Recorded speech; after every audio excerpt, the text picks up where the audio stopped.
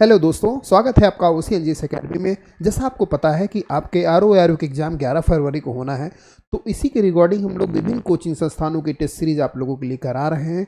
अगर आप चैनल पर नए जुड़े हैं तो हम आपको बता दें कि ध्येय IAS की हिंदी की टेस्ट सीरीज पूरी अपलोडेड है। ध्येय IAS का पूरा GS का मैंने अपलोड कर दिया है। अभी हम घटना चक्र की टेस्ट सीरीज कर रहे हैं। पहला टेस्ट हमारा ये पहला टेस्ट है। हम अपने वीडियोज़ को 2 सेट में लाते हैं, सेट 1 सेट 2। सेट 1 में हम 70 क्वेश्चन करते हैं और सेट 2 में 70 क्वेश्चन करते हैं।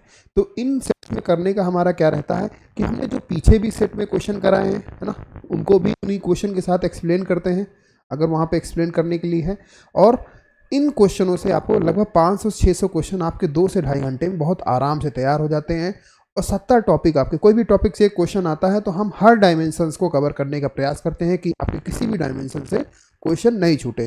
तो हम लोग चलते हैं अपना सेट 3 लेके आए हैं, क्योंकि थोड़ी टेक्निकल इश्यू की वजह से सेट 2 में थोड़ी सी गड़बड़ी हो गई थी, तो हम सेट 3 लेके आए हैं। ठीक है, तो चलिए स्टार्ट करते हैं अपना क्वेश्चन। कौन सा क्वेश्चन हम लोग कर रहे हैं? 98वां क्वेश्चन है। ठीक है, कह रहा है सतत विकास रिपोर्ट। कौन सी रिपोर्ट है बच्चा? सतत विकास रिपोर्ट। सतत विकास रिपोर्ट में भारत का क्या स्थान है? ठीक है, 11वां स्थान है, 110वां स्थान है, 112वां स्थान है या 114वां स्थान है? तो भारत का स्थान बच्चों क्या है इसमें? भारत का स्थान इसमें 112वां है।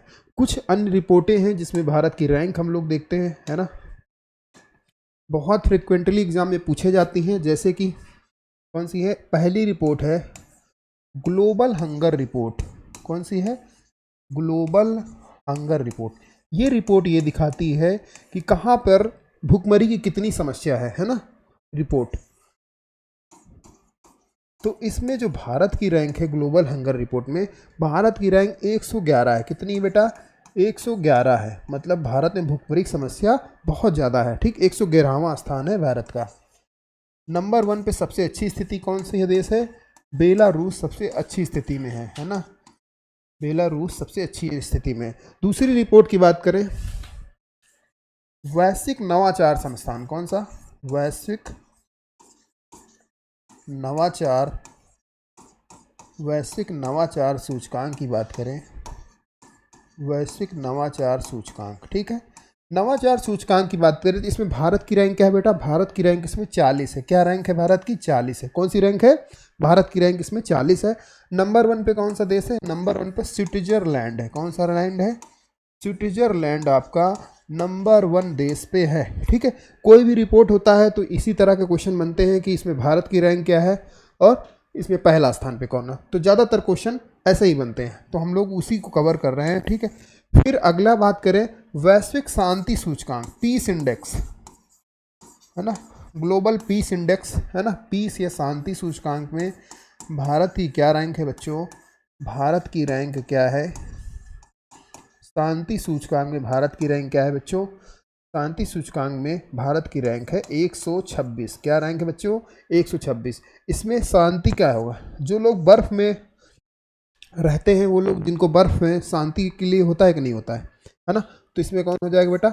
आइसलैंड। इसको ऐसे याद रख सकते हैं, आइसलैंड करके याद कर सकते हैं, आइसलैंड करके याद कर सकते हैं।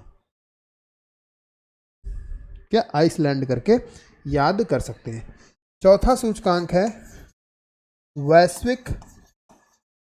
वैश्विक खुशहाली सूचकांक।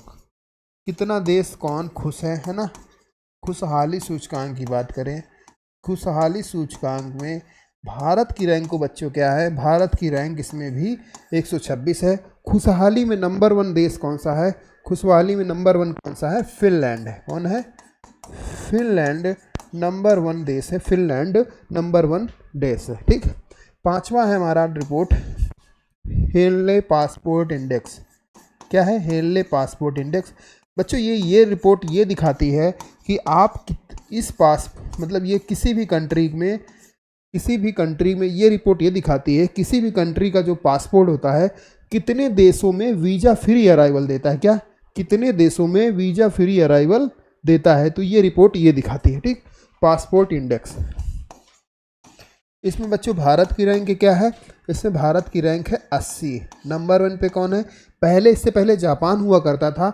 अब स्विट्जरलैंड का पासपोर्ट, सिंगापुर का पासपोर्ट सबसे ज़्यादा पावरफुल है। सिंगापुर अब इसमें नंबर आना 1 हो गया। इस कंट्री का पासपोर्ट अगर आपके पास है तो आप मैक्सिमम देशों में वीज़ा फ्री अराइवल जा सकते हैं, बिना वीज़ा के आप वहाँ पे जा सकते हैं, ये इसका मतलब होता है, ठीक है। और फिर अगर बात करें global press index, global press index, ये रिपोर्ट ये दिखाती है कि किस देश में प्रेस की क्या हाल है ना, प्रेस की क्या हाल है। तो भारत की रैंक दोस्तों लगातार गिर रही है 161। प्रेस की भी स्थिति भारत में लगातार गिर रही है, ये लोग आप देख ही रहे होंगे, लगातार प्रेस की स्थिति भी गिर रही है ना। भारत की रैंक है 161 और नंबर 1 पे इसमें कौन सा है, नंबर 1 पे इसमें नॉर्वे है। कौन सा है, नॉर्वे है। कई बार ये पूछा जाता है कि ग्लोबल प्रेस इंडेक्स किसके द्वारा जारी किया जाता है, किसके द्वारा, रिपोर्टर्स विदाउट बॉर्डर नाम की संगठन है, रिपोर्टर्स विदाउट बॉर्डर नाम का संगठन ये रिपोर्ट अपनी जारी करता है, ठीक है। तो एक चीज़ ये भी आप लोग याद रखिएगा, इसके बारे में ये क्वेश्चन पूछा जाता है, ठीक। कुछ और रिपोर्ट देखें, जैसे कि ग्लोबल जेंडर गैप इंडेक्स है ना, ग्लोबल जेंडर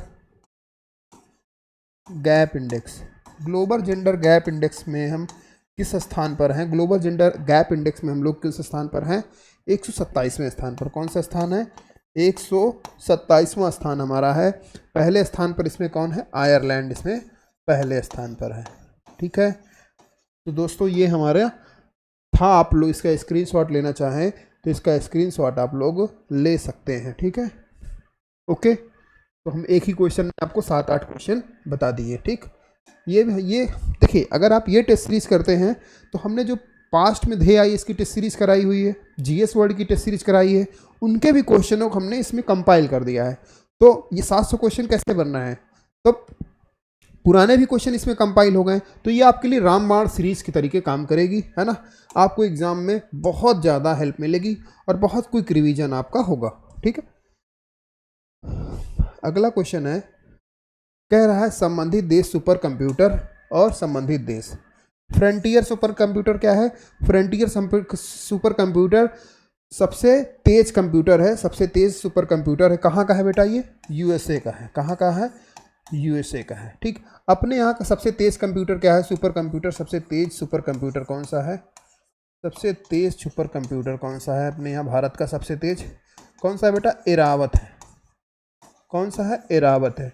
कई बार पूछा जाता है एरावत को कहाँ पर इंस्टॉल किया गया है, तो सी डैक नाम की जगह है, पुणे में इसको रखा गया है, सी डैक पुणे में इसको रखा गया है, ठीक है।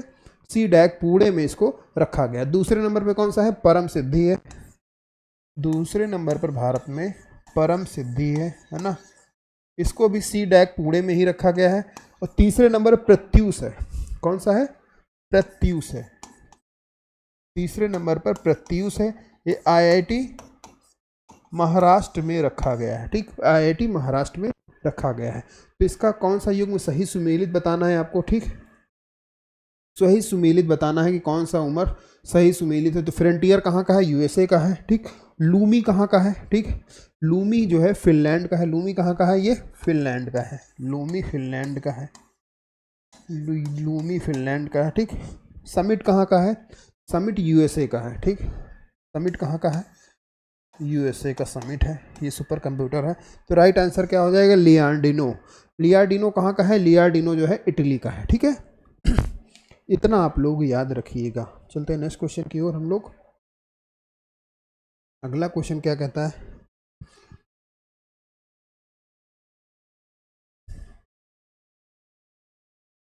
हमारा अगला क्वेश्चन है, राष्ट्रीय आय लेखांकन में आधार वर्ष का अर्थ क्या होता है। आधार वर्ष क्या होता है कि हम देखते हैं कि उस साल में भारत की क्या ग्रोथ रही और करंट ईयर में क्या ग्रोथ रेट रही। तो दोनों को कंपेयर करके जो है हम जीडीपी का आकलन या राष्ट्रीय आय का आकलन करते हैं। तो इसमें क्या होता है, जिस वर्ष की कीमतों का उपयोग मौद्रिक जीडीपी की गणना के लिए किया जाता है, ठीक है। तो जीडीपी की गणना के लिए किया जाता है, क्या करता है, किसके लिए, जीडीपी की गणना के लिए किया जाता है। जिस वर्ष की कीमतों का उपयोग जिस वर्ष की कीमतों का उपयोग, ठीक है, वास्तविक जीडीपी की गणना के लिए किया जाता है, दूसरा ऑप्शन है। पहला ऑप्शन क्या है, जिस वर्ष की आय का उपयोग मौद्रिक जीडीपी की गणना के लिए किया जाता है, ठीक, पहला ऑप्शन हो गया। और लास्ट ऑप्शन क्या है, जिस वर्ष की आय का उपयोग वास्तविक जीडीपी की गणना के लिए किया जाता है। तो आपको इसमें राइट आंसर बताना है, तो राइट आंसर इसमें क्या हो जाएगा, बी नहीं होगा दोस्तों, राइट आंसर इसमें सी होगा। क्यों सी होगा, क्योंकि इसमें जिस वर्ष की कीमतों का उपयोग वास्तविक जीडीपी का पता करा जाता है, ठीक, वास्तविक जीडीपी की गणना के लिए किया जाता है, ठीक है, ओके, चलिए ठीक है, ओके, अगला क्वेश्चन चलते हैं। अगला क्वेश्चन है, भारत में पहला कृषि विज्ञान केंद्र कहाँ स्थापित किया गया, 1970 में, 1972 में, 1974 में या 1976 में। तो कब स्थापित किया गया है, कब स्थापित किया गया है, तो 1974 में स्थापित किया गया है बच्चों। और ये कहाँ पर स्थापित किया गया है, तो पुडुचेरी में स्थापित किया गया है, पुडुचेरी में इसे स्थापित किया गया है, तो ये भी याद रखिएगा। 1972 में दोस्तों क्या आया था, वन्य जीव संरक्षण अधिनियम आया था, विश्व वन्य जीव संरक्षण अधिनियम आया था, वन्य जीव संरक्षण अधिनियम आया था, वन्य जीव संरक्षण अधिनियम कब आया था, वन्य जीव संरक्षण अधिनियम कब आया था, 1972 में आया था, ये भी आप लोग याद रखिएगा, ठीक है। अगला क्वेश्चन देखते हैं, कह रहा कौन सा सही सुमेलित नहीं है, ठीक। एरावत भारत का सबसे तेज सुपर कंप्यूटर है और सीडैक पुणे में है, ये हमने भी बात करी, ठीक। परम गंगा आईएससी बंगलोर, ठीक। परम प्रवेगा आईएससी बंगलुरु, परम अनंत आईआईटी गांधीपुर। तो इसमें बताना है कौन सा सही सुमेलित नहीं है, कौन सा सही सुमेलित नहीं है। तो ये परम गंगा जो है आईसीसी बंगलुरु में नहीं स्थित है, ये कहाँ पर स्थित है, ये आईआईटी रुड़की में स्थित है, कहाँ पर स्थित है, आईआईटी रुड़की में स्थित है। भारत के 3 सबसे तेज सुपर कंप्यूटर कौन से हैं, एक है एरावत, एक है परम सिद्धि और तीसरा है प्रत्यूष। क्या है तीसरा, प्रत्यूष। ये 3 जो है सबसे तेज सुपर कंप्यूटर भारत के हैं, ठीक है।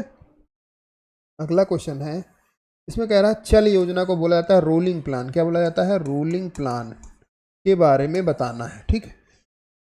चालू वर्ष के लिए एक योजना जिसमें वार्षिक बजट शामिल होता है, ठीक।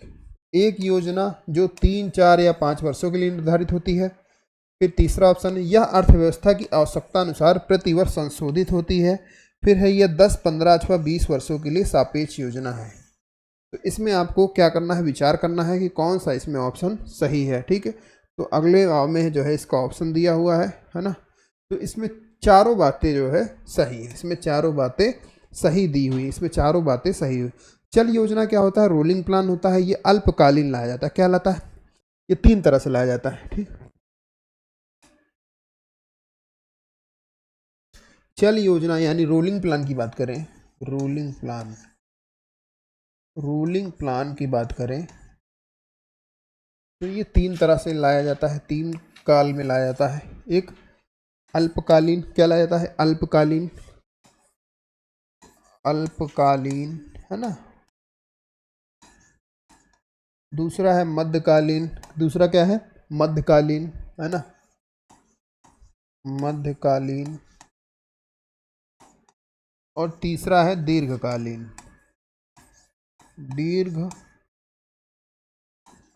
ठीक है। तीसरा क्या है, दीर्घकालीन। अल्पकालीन कितने वर्ष के लिए लाया जाता है, अल्पकालीन 1 वर्ष के लिए, अल्पकालीन 1 वर्ष के लिए रोलिंग प्लान लाया जाता है ना। दीर्घकालीन में 3, 4 या 5, 3, 4 या 5 वर्ष के लिए लाया जाता है मध्यकालीन में। दीर्घकालीन में 10, 15 या 20 वर्षों के लिए लाया जाता है, ठीक। तो 3 तरह से ये बनता है, ठीक। तो ये भी आप लोग याद रखिएगा। तो इसके सारे कथन रोलिंग प्लान के बारे में सही थे, ठीक है। नेक्स्ट क्वेश्चन देखते हैं, नेक्स्ट क्वेश्चन है ना, तो उसका डी ऑप्शन हो गया। नेक्स्ट क्वेश्चन है, भारत का पहला डिजिटल साइंस पार्क केरल की राजधानी तिरुवनंतपुरम में स्थापित किया गया है, ठीक। दूसरा है राष्ट्रीय क्वांटम मिशन की अवधि 2023-24 से 2031 तक है, ठीक। तीसरा ऑप्शन है विश्व का पहला मैला ढोने वाला रोबोट, क्या नाम इसका, बैंडिक्यूट, क्या नाम है, बैंडिक्यूट है। इसका अनावरण तमिलनाडु सरकार ने किया है। ठीक, चौथा ऑप्शन है पूर्वोत्तर भारत का द्रुततम सबसे फास्ट सुपर कंप्यूटर परम कामरूप है। ये भी बात सही है। तो इसमें गलत क्या हो जाएगा, इसमें गलत हो जाएगा सी, क्योंकि ये तमिलनाडु सरकार नहीं है, ये कौन सी सरकार है, केरल सरकार लेके आई है। क्या लेके आई है, केरल सरकार लेके आई है। ठीक है, केरल सरकार लेके आई है। केरल में आप लोग याद रखिएगा केरल के बारे में, केरल में अयप्पा मंदिर है, अयप्पा मंदिर है केरल में। ठीक है, भगवान अयप्पा का मंदिर है। और सबरीमाला का मंदिर है केरल में, सबरीमाला का मंदिर है केरल में। ठीक, केरल में पेरियार है, कि पेरियार है, पेरियार टाइगर रिजर्व है। और पराम्बी कुलम टाइगर रिजर्व है, पराम्बी कुलम टाइगर रिजर्व है। केरल की ही बात करें तो केरल में अगर नेशनल पार्क की बात करें तो साइलेंट वैली नेशनल पार्क है, साइलेंट वैली नेशनल पार्क है ना। और केरल में कौन सा है, केरल में साइलेंट वैली है, और कौन सा है, और है ना, ये सब चीज़ें आप लोग याद रखिएगा। साइलेंट वैली है, पेरियार है ना, पेरियार है ना, अन्नामलाई है ना, अन्नामलाई है। तो ये सारे जो है केरल में नेशनल पार्क हैं। तो इतना आप लोग याद रखिएगा। चलते हैं हम लोग नेक्स्ट क्वेश्चन में। अगला क्वेश्चन हमारा क्या कहता है, ठीक, अगला क्वेश्चन है कि भारत में गरीबी के अनुमान हेतु निम्नलिखित में से कौन सी विधियों का प्रयोग किया जाता है। सिर गणना विधि, ठीक है, कैलोरी संग्रहण विधि, ठीक है, पारिवारिक उपयोग व्यय, पारिवारिक उपभोग व्यय, ये भी सही है, प्रति व्यक्ति आय। ठीक है, इसमें कौन सी जो है गरीबी के अनुमान हेतु प्रयोग किया जाता है। तो इसका राइट आंसर आपको बताना है कि गरीबी के अनुमान हेतु में तीन केवल चीज़ें यूज की जाती, सिर गणना विधि, कैलोरी ग्रहण और पारिवारिक आय को शामिल किया जाता है। तो 1, 2, 3 इसका बी पार्ट इसका आंसर हो जाएगा। ठीक है, ठीक है, आगे चलें। आगे क्वेश्चन है, अगला क्वेश्चन है कौन सा संगठन विदेश व्यापार का संवर्धन करता है। ठीक है, ECGC, ठीक है, MMTC, MCTC और या उपर्युक्त सभी। तो कौन सा विदेश व्यापार का संवर्धन करता है, कौन सा करता है, सारे जो है करते हैं, है ना। ECGC भी करता है ना, और MMTC भी विदेश व्यापार का संगठन करता है। ठीक, और STC भी करता है। ठीक, ये सारे जो है विदेश व्यापार का संवर्धन करते हैं। अगला क्वेश्चन चलते हैं। नेक्स्ट क्वेश्चन है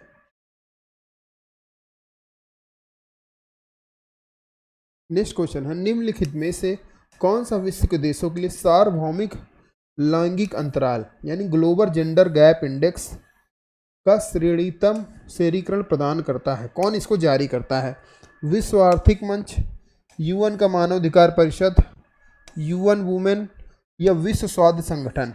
तो कौन इसके आंकड़े जारी करता है, ये बताना है कौन इसके आंकड़े जारी करता है। तो विश्व आर्थिक मंच इसके आंकड़े जारी करता है। और इसमें भारत की रैंक क्या है, ये भी क्वेश्चन पूछा जाता है। भारत की रैंक इसमें 127 है, 127 इसमें भारत की रैंक है। नंबर 1 देश कौन सा है इसमें, आयरलैंड, इसमें नंबर 1 देश है आयरलैंड। ठीक है, अगर WHO की बात करें, WHO का मुख्यालय कहाँ है, जनेवा में है। कहाँ पे है बच्चा, जनेवा में इसका मुख्यालय है। ठीक है, तो ये भी चीज़ें याद रखिएगा। अगला क्वेश्चन है इसको थोड़ा सा, निम्नलिखित में से किसने फोस्टरिंग इफेक्टिव एनर्जी ट्रांजिशन शीर्षक से रिपोर्ट जारी करी है। विश्व आर्थिक मंच तथा exchange company, UNDP, international reunion energy agency या UNEP। ठीक है, यूनाइटेड नेशन एनवायरनमेंट प्रोग्राम। तो किसने जो है fostering effective energy transaction report से शीर्षक रिपोर्ट से जारी किया है, तो विश्व आर्थिक मंच ने जो है ये रिपोर्ट जारी करी है, ये विश्व आर्थिक मंच ने जारी करी है। UNEP का मुख्यालय कहाँ है दोस्तों, हेडक्वार्टर इसका नैरोबी केन्या में है। कहाँ पे है, नैरोबी केन्या में इसका हेडक्वार्टर है। ठीक है, हेडक्वार्टर है। ओके, तो एक चीज़ ये भी आप लोग याद रखिएगा। अगला क्वेश्चन देखते हैं। कह रहा है राष्ट्रीय उद्यमिता एवं लघु व्यवसाय विकास संस्थान स्थित है। राष्ट्रीय उद्यमिता एवं लघु व्यवसाय विकास संस्थान स्थित है दिल्ली में, नोएडा में, बेंगलुरु में या हैदराबाद में। तो आपको बताना है ये कहाँ पे स्थित है। तो ये नोएडा में स्थित है, नोएडा में स्थित है। नोएडा को कहाँ बोलते हैं? गौतम बुद्ध नगर भी इसका नाम है, फुल नाम है। अगर नोएडा या गौतम बुद्ध नगर की बात करें तो यहाँ पे साक्षरता सबसे ज़्यादा है। साक्षरता में नंबर 1 राज्य है ये, है ना। साक्षरता में नंबर 1 जिला है यूपी में, ठीक।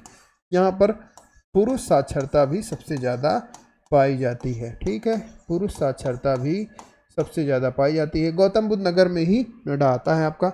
नई दिल्ली में बात करें, नई दिल्ली में अगर बात करें तो यहाँ पर Qutub Minar world heritage site है यूनेस्को की, कुतुब मीनार, ठीक।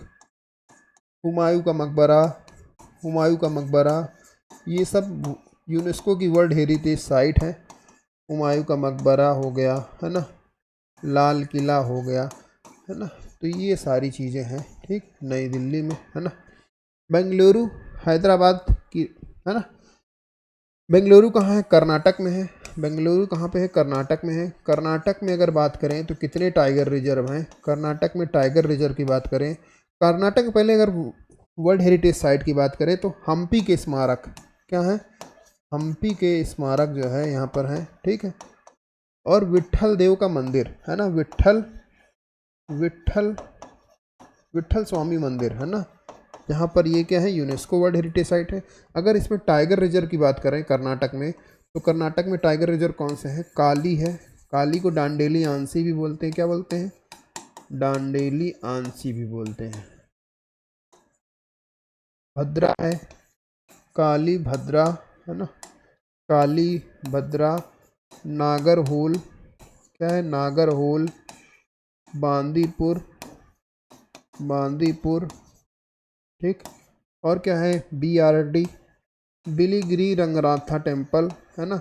ये सारे जो है यहाँ पर टाइगर रिजर्व हैं, तो ये भी चीज़ याद रखिएगा। तेलंगाना की बात करें, हैदराबाद की राजधानी क्या है? तेलंगाना है, ठीक।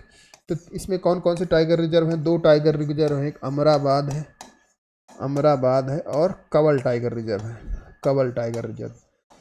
तेलंगाना में ही हुसैन सागर झील स्थित है। कौन सी झील? हुसैन सागर झील स्थित है तेलंगाना में ही, है ना। तेलंगाना में यूनेस्को की वर्ल्ड हेरिटेज साइट की बात करें तो रमपप्पा के मंदिर है। कौन सा है? रमपप्पा क्या मंदिर, है ना। ये क्या है? यूनेस्को की world heritage site Hyderabad Telangana में है, ठीक है। अब इसको इरेज कर देते हैं हम लोग, नेक्स्ट क्वेश्चन में आगे बढ़ते हैं। अगला क्वेश्चन हमारा क्या कह रहा है ना। अगला क्वेश्चन देखते हैं। अगला क्वेश्चन है 2011 की जनगणना के अनुसार निम्नलिखित में से किस भारतीय राज्य में महिला साक्षरता न्यूनतम थी? ठीक है, तो कहाँ पे न्यूनतम थी? उत्तर प्रदेश में, राजस्थान में, केरल में या आंध्र प्रदेश में? तो सबसे ज़्यादा न्यूनतम कहाँ पे साक्षरता थी? राजस्थान की महिलाएं 52.7% ओनली साक्षर है, सबसे कम महिला साक्षरता वाला राज्य है, ठीक। अगर उत्तर प्रदेश की बात करें, उत्तर प्रदेश में अगर रामसर साइट की बात करें तो कितनी है रामसर साइट? 10 रामसर साइट हैं, जैसे कि समान हो गया, समान, सांडी, ठीक है, ऊपरी गंगा, ऊपरी गंगा, ठीक, समसपुर, समसपुर, सरसई, सरसई, विजय सागर, विजय सागर, ये सब क्या है उत्तर प्रदेश में? उत्तर प्रदेश रामसर साइट है। उत्तर प्रदेश में अगर टाइगर रिजर्व की बात करें तो कितने टाइगर रिजर्व हैं उत्तर प्रदेश में? 4 हैं। कितने बेटा? 4 टाइगर रिजर्व हैं। प्रोजेक्ट टाइगर कब चला था? प्रोजेक्ट टाइगर 1973 में चला था, ठीक, 1973 में चला था। वर्तमान में टाइगरों की संख्या कितनी है? 3167 टाइगर हैं टोटल। कितने हैं? 3167 टाइगर हैं। सबसे ज़्यादा टाइगर कहाँ पे पाए जाते हैं? एमपी में सबसे ज़्यादा टाइगर पाए जाते हैं। एमपी में सबसे ज़्यादा एसटी जनसंख्या पाई जाती है, सबसे ज़्यादा वन पाए जाते हैं एमपी में, और एमपी में ही सबसे ज़्यादा नेशनल पार्क भी एमपी में है, ठीक है, ये भी याद रखिएगा, ठीक। एमपी में सबसे ज़्यादा वन भी पाए जाते हैं, है ना। तो ये चीज़ें हो गई हैं। ठीक, उत्तर प्रदेश की बात कर रहे थे हम लोग, कितने टाइगर रिजर्व हैं? 4 हैं। कौन कौन से हैं बेटा, कौन कौन से हैं? तो पहला है उत्तर प्रदेश में कौन से टाइगर रिजर्व है? पहला है दुधवा टाइगर रिजर्व, दुधवा है, Dudhwa tiger reserve. Dudhwa tiger reserve पूछा जाता है, कई बार क्वेश्चन एग्जाम में पूछा था, किस राज्य में है? तो लखीमपुर खीरी राज्य में है। कौन से राज्य में बेटा? लखीमपुर खीरी राज्य में है। लखीमपुर खीरी से क्वेश्चन क्या पूछा जाता है कि उत्तर प्रदेश का सबसे बड़ा क्षेत्रफल वाला राज्य कौन सा है? तो लखीमपुर खीरी उत्तर प्रदेश का सबसे बड़ा क्षेत्रफल वाला राज्य है।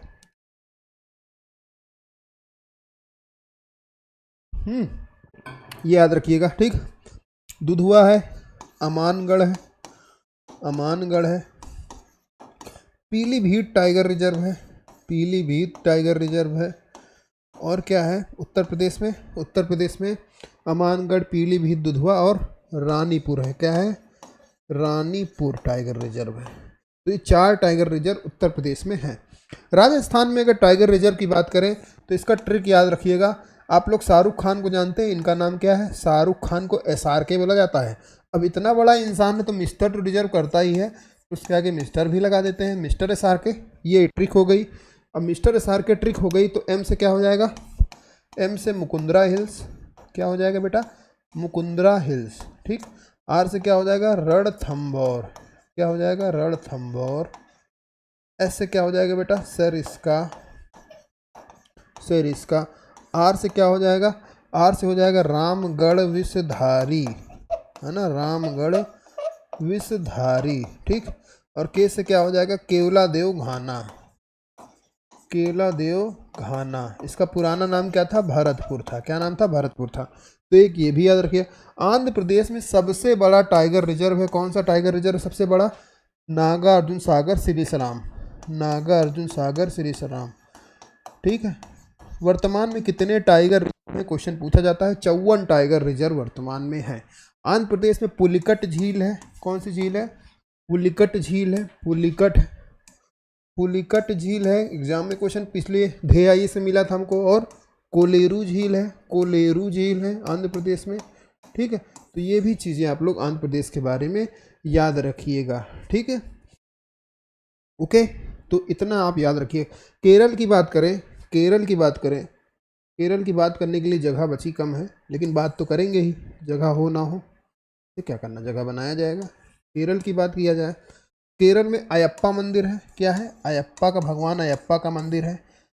सबरीमाला का मंदिर है, सबरीमाला मंदिर है ना, केरल में ही। केरल में अगर टाइगर रिजर्व की बात करें तो कौन सा है? पेरियार है, पेरियार टाइगर रिजर्व है। और कौन सा टाइगर रिजर्व है? पराम्बीकुलम, है ना, पराम्बीकुलम। ठीक, अगर नेशनल पार्क की बात करें, नेशनल पार्क की बात करें तो साइलेंट वैली नेशनल पार्क है, साइलेंट वैली नेशनल पार्क है। पेरियार है, पेरियार है ना। तो ये भी चीज़ें आप लोग याद रखिएगा। ठीक है, तो अब हम इसको इरेज करते हैं बच्चा, और आगे क्वेश्चन पे बढ़ते हैं। आगे देखते हैं कि क्या है ना। उत्तर प्रदेश के बारे में थोड़ा और फैक्ट जानिए। उत्तर प्रदेश की कितनी जनसंख्या कितनी है? 19 पॉइंट कितनी है? 19.98 करोड़ जनसंख्या है। ठीक, 19.98 करोड़ जनसंख्या है उत्तर प्रदेश की। उत्तर प्रदेश की साक्षरता की बात करें तो साक्षरता उत्तर प्रदेश की कितनी बेटा? 67.7% साक्षरता है। इसमें अगर मेल फीमेल निकालना हो तो बहुत आसान है। मेल में आपको क्या करना है बेटा? 10 जोड़ देना है। यहाँ पर फीमेल में क्या करना है? 10 घटा देना। 10 जोड़ो तो कितना आ जाएगा बेटा? 77.3%।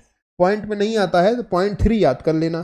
ठीक, 10 घटाओ तो कितना आ जाएगा? 57.2 अलग से लगा दो, है ना। तो ये इसकी साक्षरता है। जन घनत्व कितना है बेटा? जन घनत्व कितना है? 829 इसका जन घनत्व है। कितना है? 829 जन घनत्व है। ठीक है, ओके। तो इतना आप चीज़ें याद रखना। और पूछा जाता है कि इसका लिंगानुपात, लिंगानुपात कितना है? लिंगानुपात 912।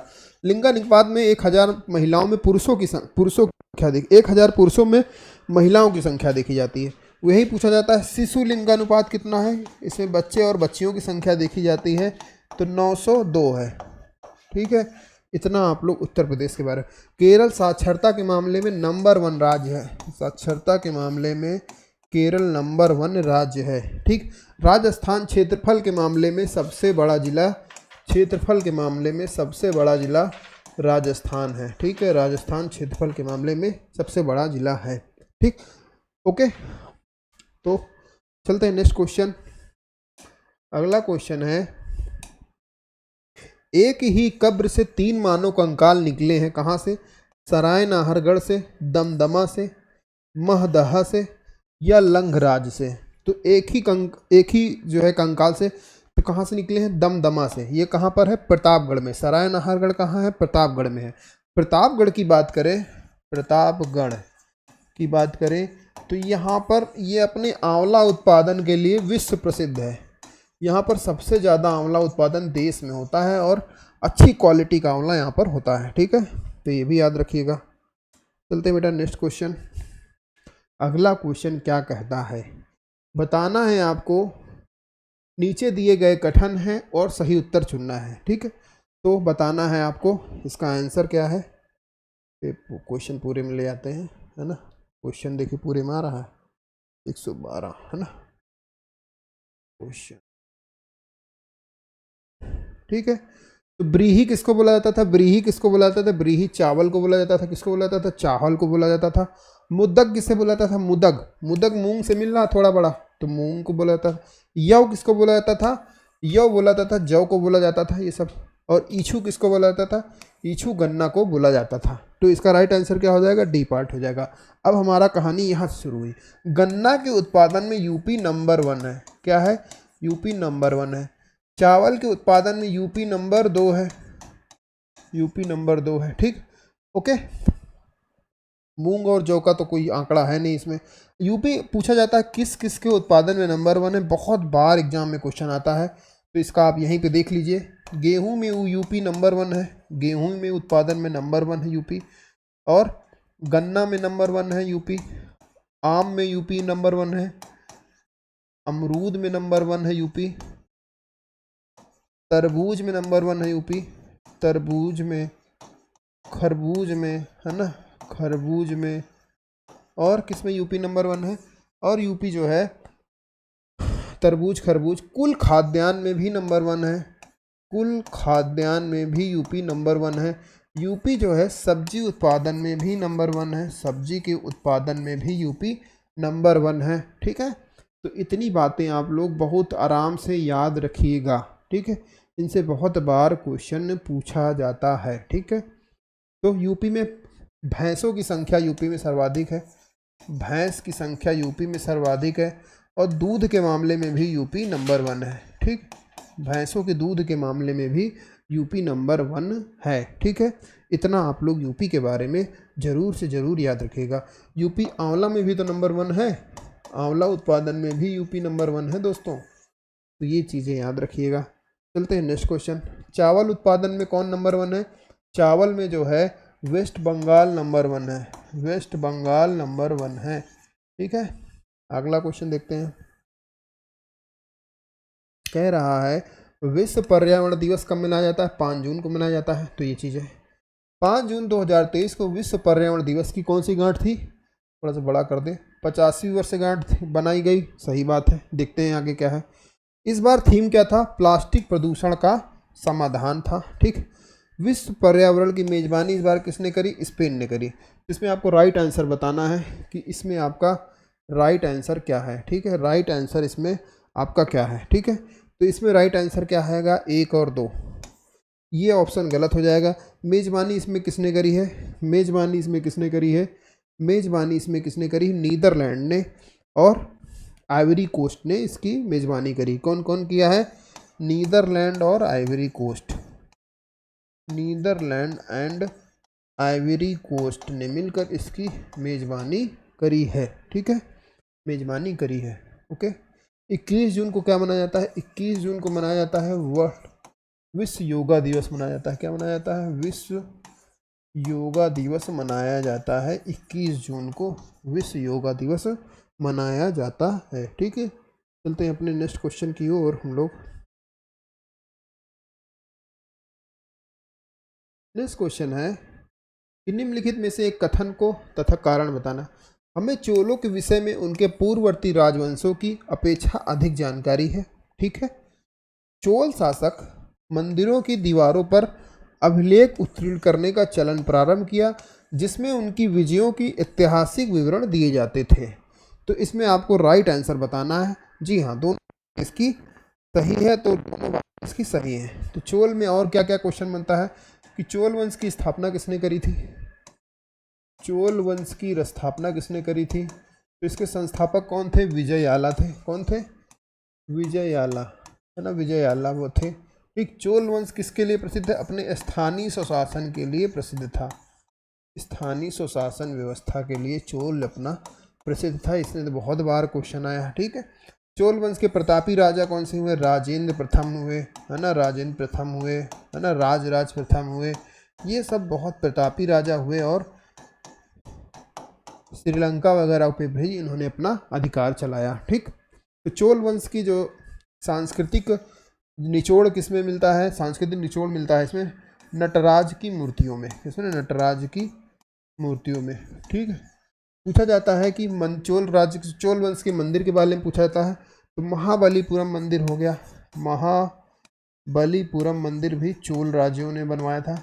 महाबलीपुरम का मंदिर किसने बनवाया था? चोल राज्य ने बनवाया था महाबलीपुरम का मंदिर। ठीक है, तो एक ये भी क्वेश्चन पूछा जाता है। तो चलते हैं नेक्स्ट क्वेश्चन की ओर हम लोग। कह रहा है इसमें से चांदी का सिक्का इनमें से किसने शुरू किया था? अकबर ने, शेर शाह ने, अलाउद्दीन खिलजी ने, या बख्तियार खिलजी ने? तो किसने सबसे पहले चांदी का सिक्का शुरू किया था? तो चांदी का सिक्का किसने शुरू किया था? शेर शाह सूरी ने शुरू किया था। अकबर की बात करें, अकबर ने फतेहपुर सीकरी का निर्माण करवाया।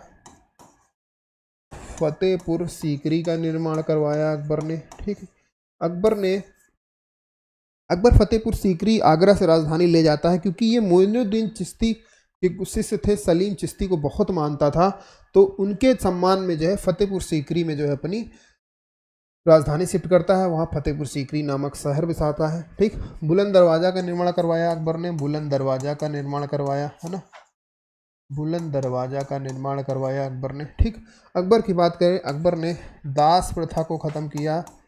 दास प्रथा को ख़त्म किया अकबर ने। जजिया कर समाप्त किया। तीर्थ यात्रा कर समाप्त किया, है ना, तीर्थ यात्रा कर समाप्त किया। ठीक, अकबर ने एक नया धर्म चलाया था, दीन इलाही। दीन इलाही, इसको पूछा जाता है कि किसने अपनाया था? इसको सबसे पहले बीरबल ने अपनाया था। ठीक, अकबर ने इलाही संवत स्टार्ट किया था। इलाही संवत स्टार्ट किया था, इस्लामिक कैलेंडर है ये। ठीक है, ओके। अकबर ने जो है शाहरुख नाम का सिक्का जारी किया था। शाहरुख नाम का सिक्का जारी किया था। और अकबर के बारे में क्वेश्चन पूछा जाता है कि अकबर जो है ना, अकबर का मकबरा कहाँ पर है? अकबर का मकबरा सिकंदरा में है। कहाँ पर है? सिकंदरा में है अकबर का मकबरा। ठीक, ये सब क्वेश्चन पूछे जाते हैं। ओके, शेर शाह सूरी की बात करें, इसने हुमायूं को हराया। हुमायूं को किसने चौसा के युद्ध में हराया। चौसा के युद्ध में हराया। सरहिंद के युद्ध में हराया। सरहिंद के युद्ध में हराया, है ना, तो ये याद रखिएगा। और कन्नौज के युद्ध में हराया, है ना। बख्तियार खिलजी ने जो है नालंदा विश्वविद्यालय को जला दिया था। नालंदा विश्वविद्यालय को जला दिया था। नालंदा विश्वविद्यालय किसने बनवाया था? कुमार गुप्त ने बनवाया था। बख्तियार खिलजी किसका जो है सेनापति था? कुतुबुद्दीन ऐबक का सेनापति था। किसका था? कुतुबुद्दीन ऐबक का सेनापति था। कुतुबुद्दीन ऐबक को गुलाम वंश का संस्थापक बोला जाता है। अगर पूछे गुलाम वंश का वास्तविक संस्थापक कौन था, तो इल्तुतमिश था, क्योंकि इसने अपनी राजधानी दिल्ली को बनाया था और इसने अपनी राजधानी लाहौर को बनाया था। दिल्ली में इसने अपनी राजधानी नहीं बनाई थी। कुतुबुद्दीन ऐबक से क्वेश्चन पूछा जाता है कि ये हमने पिछले पास्ट क्वेश्चंस करवाए हुए हैं, तो वो सारे टेस्ट का भी आपको रिवीजन हम करवाते चल रहे हैं। कुतुबुद्दीन ऐबक के बारे में क्वेश्चन पूछता है, कुतुब मीनार का निर्माण इसने प्रारंभ, क्या ये निर्माण को पूरा करवा पाया था? जी नहीं, ये निर्माण को पूरा नहीं करवा पाया। पूरा किसने करवाया था? इल्तुतमिश ने कराया था। फिर क्या होता है कि इसमें आकाशीय बिजली गिर जाती, क्षतिग्रस्त हो जाता है। तो फिरोज शाह तुगलक आता है, इसमें 2 मंजिल और जोड़ देता है, ठीक, उसका निर्माण करवाता है। तो 3 शासक इससे जुड़े होते हैं, ठीक। तो ये चीज़ें आप लोग कुतुबुद्दीन ऐबक के बारे में याद रखें। कुतुबुद्दीन ऐबक को क्या बोला जाता था? लाख बख्श बोला जाता था, क्योंकि ये लाखों का दान देता था, ठीक। चलते हैं नेक्स्ट क्वेश्चन। कह रहा है भारत के इतिहास में संदर्भ में अब्दुल हमीद लाहौरी कौन थे, ठीक।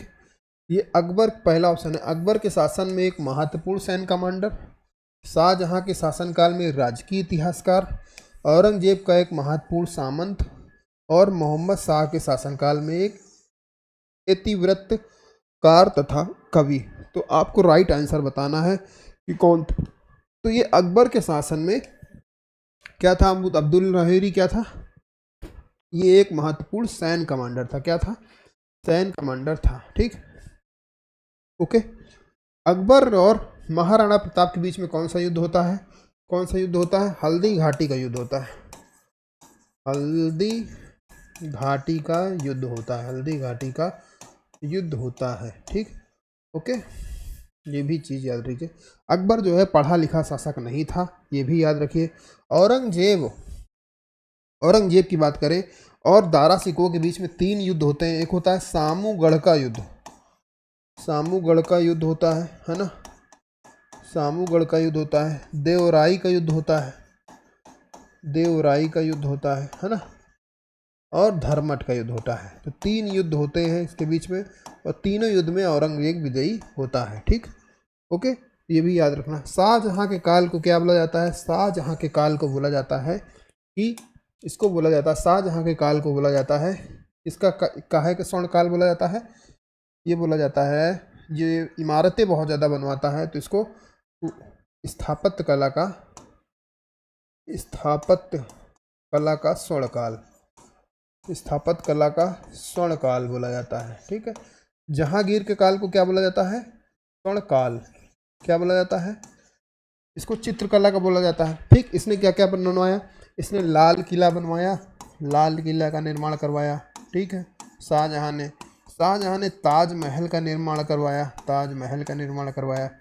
शाहजहां ने ही दीवाने आम का निर्माण करवाया, दीवाने आम, है ना, दीवाने खास, है ना, दीवाने खास का निर्माण करवाया।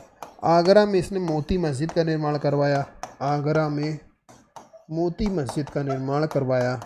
अगर पूछ ले दिल्ली में मोती मस्जिद का निर्माण किसने करवाया, तो भैया ये औरंगजेब ने करवाया था। बच्चे बहुत कंफ्यूजन होते हैं इसमें। इसने दिल्ली में मोती मस्जिद का निर्माण करवाया था, ठीक है। पूछा जाता है कि औरंगजेब क्या बजाने में प्रसिद्ध था? ये वीणा बहुत अच्छा बजाता था, लेकिन बजाता नहीं था। इसने संगीत को क्या कर दिया था? इसने बैन कर दिया था संगीत को, ठीक है। औरंगजेब पूछा जाता है कौन से सूफी सिलसिले का जो है था, तो ये नक्शबंदी सिलसिले का था। कौन सा था? नक्शबंदी सिलसिला। क्या था? ये इस्लामी कानून से चलता था। इस्लामी कानून में क्या है कि संगीत वगैरह को हराम माना जाता था, ठीक है। पूछा जाता है सबसे ज़्यादा हिंदू किसके शासनकाल में उसमें राज्य में थे, तो सबसे ज़्यादा हिंदू मनसबदार थे इसके शासनकाल में। सबसे ज़्यादा हिंदू मनसबदार थे इसके शासनकाल में, ये भी याद करिए। इसने अपनी बीबी के याद में एक बीबी का मकबरा बनवाया था। क्या बनवाया था? बीबी का मकबरा बनवाया था। लेकिन ये बीबी का मकबरा को क्या बोला जाता है?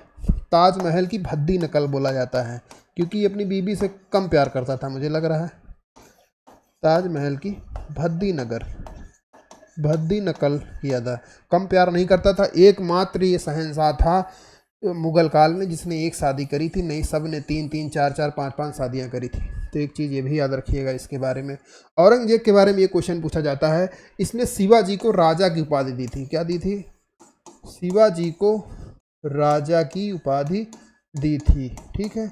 और शिवाजी ने इसके साथ पुरंदर की संधि करी थी, ठीक, पुरंदर की संधि करी थी, ठीक। क्वेश्चन ये भी पूछा जाता है कि शिवाजी ने सूरत को कितनी बार लूटा, तो शिवाजी ने सूरत को 2 बार लूटा था, है ना, तो ये भी क्वेश्चन पूछा जाता है कि सूरत को 2 बार लूटा। ठीक, एक 1664 में लूटा था, एक 1674 में लूटा था। ठीक, शिवाजी, शिवाजी को पहाड़ी चूहा कहा जाता है। क्या कहा जाता है? पहाड़ी चूहा कहा जाता है शिवाजी को, क्योंकि ये गुरिल्ला वार पद्धति में निपुण थे। ठीक, तो इतने क्वेश्चन पूछे जाते हैं। आई होप आपको समझ में आ रहा होगा। अब आगे चलते हैं दोस्तों, चलते हैं नेक्स्ट क्वेश्चन। अगला क्वेश्चन है, निम्नलिखित में से कौन सा युग्म सही सुमेलित है? ठीक, बक्सर का युद्ध किसके किसके बीच हुआ? मीर जाफर विरुद्ध क्लाइव। सही सुमेलित बताना। बक्सर के युद्ध किसके किसके बीच हुआ? मीर जाफर थोड़ी नहीं था, इसे मीर कासिम था, है ना। और कौन कौन था? मीर कासिम था, ये बंगाल का नवाब था, अवध का नवाब था। बक्सर का युद्ध कब होता है? 1664 में होता है, 1664 में होता है। इसमें अवध का नवाब होता है ना। और कौन होता है? मुगल बादशाह शाह आलम द्वितीय। ये तीनों लोग मिल के करते हैं। शाह आलम द्वितीय रहते हैं। और कौन रहता है? और अवध का नवाब रहता है, अवध का नवाब, है ना, अवध का नवाब रहता है। और ये तीनों लोग मिलकर के। वंडीवास की युद्ध कब होता है? वंडीवास 1760, वंडीवास 1760। ठीक, फ्रांसीसी विरुद्ध ईस्ट इंडिया कंपनी नहीं था। वंडीवास के युद्ध किसके किसके बीच में होता है ना। वंडीवास किसके किसके बीच में होता है? ये, है ना, इसका वंडीवास किसके किसके बीच में होता है ना। आपको इसको बताना है, वंडीवास किसके किसके बीच में होता है ना। ये फ्रांस और किसके किसके बीच में होता है? ये डच और ब्रिटिश के बीच में होता है, डच और ब्रिटिश के बीच में होता है। वंडीवास का युद्ध किसके किसके बीच में होता है? इसमें दोस्तों राइट आंसर क्या हो जाएगा? वंडीवास का युद्ध फ्रांसीसी और ईस्ट इंडिया कंपनी के बीच में। चिलिया वाला युद्ध कब हुआ था? चिलिया वाला युद्ध हुआ था डलहौजी, यानी अंग्रेजों और मराठे नहीं थे यहाँ पर, क्या थे यहाँ पे? सिखों के बीच हुआ था। ये युद्ध कैसा था? ये युद्ध अनिर्णायक था। कैसा था? अनिर्णायक था, कोई युद्ध निर्णय नहीं आया था। ये चिलिया वाला युद्ध कब होता है? ये 1849 में होता है। कब होता है? 1849 में चिलिया वाला का युद्ध होता है। खुर्दा का युद्ध कब होता है? खुर्दा का युद्ध होता है 1795 में, 1795। निजाम और हैदराबाद के निजाम और ये ईस्ट इंडिया कंपनी के बीच में नहीं होता है, ये होता है मराठों के बीच में। किसके बीच में होता है? मराठों के विद्रोह बीच में होता है। ठीक है, राइट आंसर क्या हो जाएगा? राइट आंसर हो जाएगा, चलिए कब हुआ था खुर्दा का युद्ध? किसके? निजाम और मराठों के बीच में हुआ था। राइट आंसर वंडीवास का युद्ध वाला फ्रांसीसी और ईस्ट इंडिया कंपनी के बीच में होगा। बी पार्ट इसका सही हो जाएगा। अगला क्वेश्चन देखते हैं कि 1857 के विद्रोह में अंग्रेजों का सबसे कट्टर दुश्मन कौन था? 1857 विद्रोह में अंग्रेजों का सबसे कट्टर दुश्मन कौन था? मौलाना अहमदुल्ला शाह, मौलवी इंदुल्ला शाह, मौलाना फतेहुल खैराबी या नवाब लियाकत अली। तो कौन इनका कट्टर दुश्मन था? तो अहमदुल्ला शाह जो है, ये इनका जो है सबसे कट्टर दुश्मन था। क्वेश्चन ये पूछा जाता है कि झांसी से कौन लड़ा था? झांसी से रानी लक्ष्मीबाई लड़ी थी, है ना। लखनऊ से कौन लड़ा था? लखनऊ से बेगम हजरत महल, कौन थी? बेगम हजरत महल शामिल हुई थी, है ना। और पूछता है कि बिहार में जगह है, बिहार से कौन था? बिहार से कुंवर सिंह थे। ठीक है, कुंवर सिंह थे बिहार से, है ना। ठीक, तो ये चीज़ें आप लोग याद रखिएगा, कि ये लोग थे। ठीक है, कानपुर से कौन था? कानपुर से नाना साहब थे। कौन था? नाना साहब और तात्या टोपे। ठीक, प्लस तात्या टोपे, है ना, ये कानपुर से थे। ठीक है, तो ये चीज़ आप लोग याद रखिएगा। ठीक, अगला क्वेश्चन चलते हैं। कह रहा है कि निम्नलिखित में महापुरुषों में किसे भारतीय जागृति का जनक कहा जाता है? विवेकानंद, ठीक, विवेकानंद, राजा राममोहन राय, रविन्द्रनाथ टैगोर, दयानंद सरस्वती। तो किसको भारतीय जागृति का जनक कहा बोला जाता है? इन्हीं को बोला जाता है। इन्हें अग्रदूत भी बोला जाता है, भारतीय जन जागरण का अग्रदूत भी बोला जाता है, भारत का पैगंबर भी बोला जाता है। ठीक है, इनको ये बोला जाता है राजा राम मोहन राय को। ठीक, राजा राम मोहन राय ने सती प्रथा को ख़त्म करने का प्रयास किया, सती प्रथा को ख़त्म कराया लॉर्ड विलियम बेंटिक के साथ मिलकर 1929 में। कौन गवर्नर जनरल था? William Bentinck, William Bentinck. ठीक, राजा राम मोहन राय ने ब्रह्म समाज की स्थापना करी, ब्रह्म समाज की स्थापना करी। कब करी? 1828 में इन्होंने ब्रह्म समाज की स्थापना करी। राजा राम मोहन राय को राजा की उपाधि किसने दी? अकबर द्वितीय ने। ठीक है, अकबर वो वाले अकबर नहीं है, ये अकबर द्वितीय हैं। ठीक, अकबर द्वितीय ने इनको राजा की उपाधि दी। ठीक, राजा राम मोहन राय की मृत्यु कहाँ होती है? इंग्लैंड के ब्रिस्टल में। ठीक, ब्रिस्टल में इनकी कब्र है। कहाँ पे है? ब्रिस्टल में इनकी कब्र स्थित है। ठीक है, कब्र स्थित है। इन्होंने क्या किया? ये अपने समय से बहुत आगे थे, बहुत ऊंची दिमाग के थे, बहुत ऊंची सोच के थे। ठीक, ये अपने समय से बहुत ज़्यादा आगे थे, बहुत ज़्यादा मतलब आगे की इनकी सोच थी, इसलिए इनको अग्रदूत भी बोला जाता है। ठीक, इनको मॉडर्न मैन भी बोला जाता है कि अपने समय से बहुत ज़्यादा आगे थे। इन्होंने मूर्ति पूजा और ये जो बहुत सारे जो जादू टोना होते हैं, इस आडंबर का, इनका सबका जो है इन्होंने विरोध किया। ठीक है, इन्होंने डेविड हेयर के साथ मिलकर हिंदू कॉलेज की स्थापना भी करी। डेविड हेयर के साथ मिलकर किसकी स्थापना करते हैं बच्चा? ये हिंदू कॉलेज की स्थापना करते हैं 1825 में। ठीक है, इनका एक विरोधी था राधाकांत देव। राधाकांत देव ने धर्म किसकी स्थापना करी थी? धर्म सभा की स्थापना करी थी, वो इनका विरोधी था। ये सती प्रथा को ख़त्म करने के लिए प्रयास कर रहे थे, वो सती प्रथा का समर्थक था। तो ये भी क्वेश्चन एग्जाम में पूछा जाता है, तो आप लोग हमेशा याद रखिएगा। ठीक है, राजा राम मोहन राय के बारे में।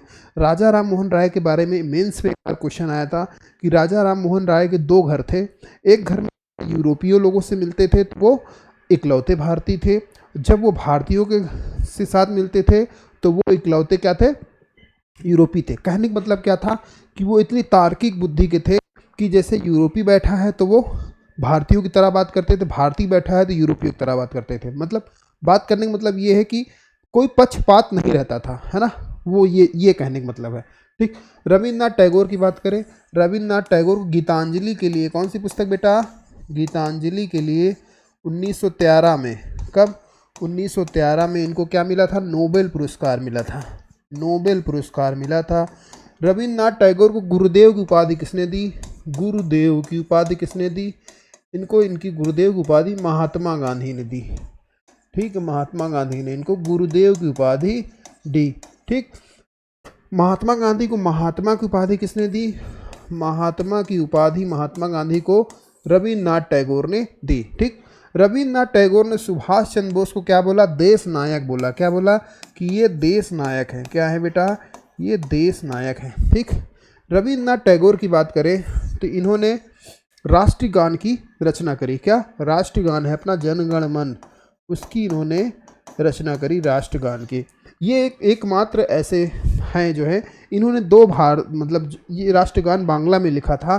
तो दो जो इनकी रचना है दो देशों के राष्ट्रगान में प्रयोग होती है। बांग्लादेश का भी राष्ट्रगान रविन्द्रनाथ टैगोर ने, है ना, इन्हीं से लिया गया है, और भारत का भी राष्ट्रगान इन्होंने ही लिया। ठीक, रविन्द्रनाथ टैगोर ने जलियांवाला बाग कांड हुआ था तो उसमें सर की उपाधि को त्याग दिया, सर की उपाधि को उन्होंने त्याग दिया। ठीक, रविन्द्रनाथ टैगोर जी ने। ठीक, तो रविन्द्रनाथ टैगोर जी के बारे में इतना याद रखिएगा। अब बात करते हैं दयानंद सरस्वती। दयानंद सरस्वती ने क्या कहा बेटा? वेदों की ओर लौटो। क्या कहा? वेदों की ओर लौटो का नारा दिया, वेदों की ओर लौटो का इन्होंने नारा दिया। ठीक, दयानंद सरस्वती ने। ठीक, दयानंद सरस्वती की बात करें तो इन्होंने सबसे पहले स्वराज शब्द का प्रयोग किया। ठीक, स्वराज शब्द किसने दिया? इन्होंने ही दिया। ठीक, स्वराज शब्द इन्होंने ही दिया। ठीक, दयानंद सरस्वती। दयानंद सरस्वती के बारे में इतनी बातें आप लोग याद रखिएगा। चलते हम लोग बच्चा नेक्स्ट क्वेश्चन की ओर। ठीक है, अब इसको हम इरेज कर रहे हैं। अगला क्वेश्चन क्या है? ठीक ठीक, अगला क्वेश्चन है स्वदेशी आंदोलन कब चला था बेटा? बंगाल के विभाजन के विरोध में 1905 में चलाया गया था स्वदेशी आंदोलन। स्वदेशी आंदोलन को चलाने का विचार प्रथम बार किसने दिया? इस पर कई बार क्वेश्चन पीछे से पूछा गया है, तो इस पर याद रखिएगा पी मित्रा ने स्वदेशी आंदोलन का विचार दिया था। कौन थे? पी मित्रा ने दिया था। ठीक है, तो क्या बताना कौन सा सही नहीं है? बच्चा यहाँ जरूर पढ़ लिया करो कि बच्चा सारा क्वेश्चन सही कर देते हैं, यहाँ पर नहीं पढ़ते हैं, यहाँ पर क्या लिखा सही नहीं पूछ रहा है। ठीक है, पहला ऑप्शन है कुछ मुसलमानों इसमें शामिल हुए, कुछ विशिष्ट मुसलमान इस आंदोलन में शामिल हुए। ठीक, स्त्रियों ने इस आंदोलन में सक्रिय भागीदारी करी। आंदोलन ने बंगाल के किसानों को ना तो अधिक प्रभावित किया और ना ही वो इसमें शामिल हुए, या बंगाल तक ही सीमित रहा। जी नहीं, ये बंगाल के बाहर तक भी सीमित रहा।